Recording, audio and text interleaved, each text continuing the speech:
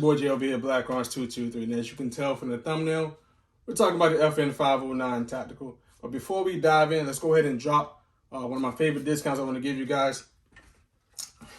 Shout out Great Man Solutions.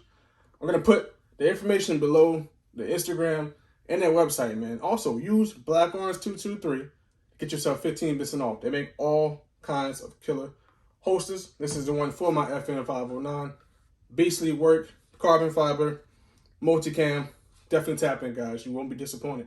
Go ahead and roll that intro. Let's dive in. We're killing the other intros. There's room for you to learn and to grow. Step up your info. Yeah. Put up a pistol. It's Black Arms 223. This is the intro. Thank you guys for liking and subscribing to the channel. It definitely helps us grow. Don't forget to share this video. But without further ado, let's dive in. All right. So I brought up the topic the other day about the FN509 compact probably being the new king of the compact, right? So this is their tactical version of the FN509 compact. Tactical version, all they really did was raise the height of the sights, give you a threaded barrel up front, and kind of made it more modularity, right? So this, if you're not familiar with FN509, if you've ever had one of their bags, they're going to give you multiple optic plates, right? For whatever you're trying to find, which I do appreciate because I don't really have a lot of time to go try to search and find a plate, order a plate, see what I can find. But this comes with at least 4 different plates for whatever optic you're trying to mount. One of my favorite things about it.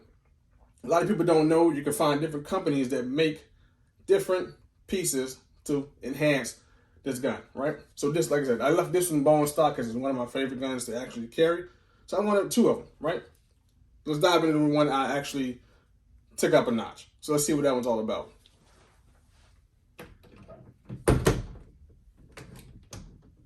So, without further ado, this is my baby, bro.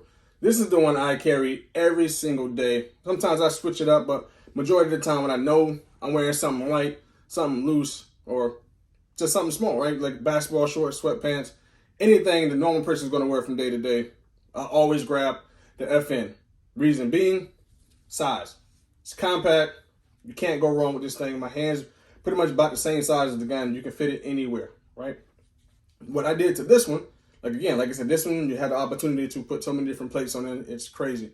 But I went ahead and dropped on the Delta Point Pro by Leopold, one of my favorite optics based on the window size, man. If you're not familiar with that window, if you look in there, I'm not sure if you can see it, but if you look in there, that dot is crisp, the window is wide. You can't miss it when you pull the trigger.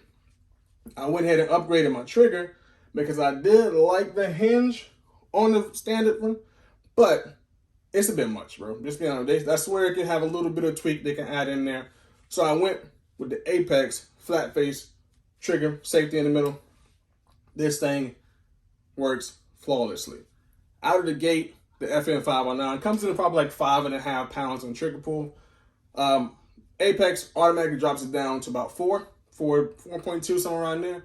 With a little bit more work, you get it down in that 3 range, which right now she's probably around 3.5 on the trigger pull. Springer Precision. I'm not sure if you guys know about them, right? Small company, but man, they can make some quality stuff. So I'll search forever, right, for some mags extensions for the FN, right? So standard, you get 12 round, 15 round. This is a +3. So this is gonna bump me up to 15, I use my 12, or it's gonna bump me up to 18 if I'm using my 15. Check them out, man. Springer Precision. I'll put the information down below as well. And again, up front, people hate it, but I love it. I went Olight again, because you guys already know how I operate. I always rock the Olights. As you can tell, they're pretty much everywhere.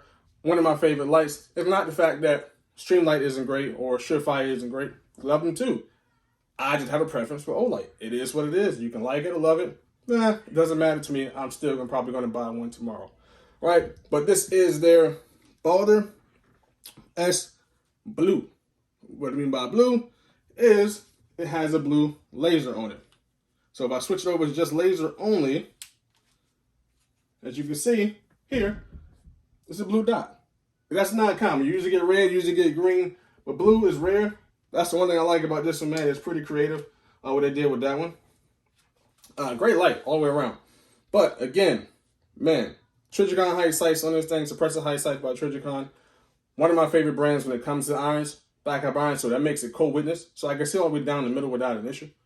Gun, I probably shot this probably a solid 1,500 rounds, almost 2,000, somewhere in the middle of there.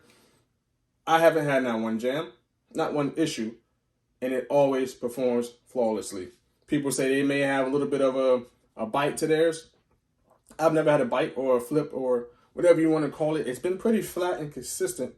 When you ask anybody I shoot with, it's pretty consistent that 9 times out of 10 I can shoot several handguns, right? But 9 times out of 10, my mindset is before I leave the range, let me at least put up 100 rounds, 50 rounds, even 50 works, right? With the gun I tend to carry more often, right? Which is this FN. So if you have a firearm that you tend to carry more often, always make sure, you know what I'm saying, before you leave the range that you at least put some rounds through that. Or like I said, even if you're just changing out your standard hollow point carry that you carry on a regular basis, fire that off and then replace that later on. So that way you're being consistent with changing your ammo and you're getting shots up to kind of get that feel of what your gun will react to you when you're shooting those hollow points consistently, right?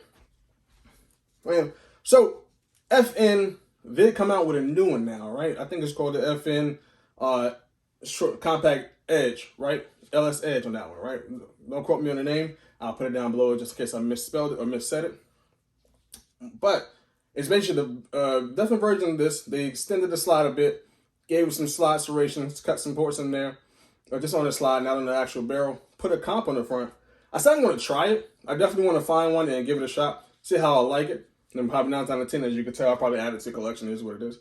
I like FN a lot. It's one of my favorite guns because they're well built. Always quality when they put out something.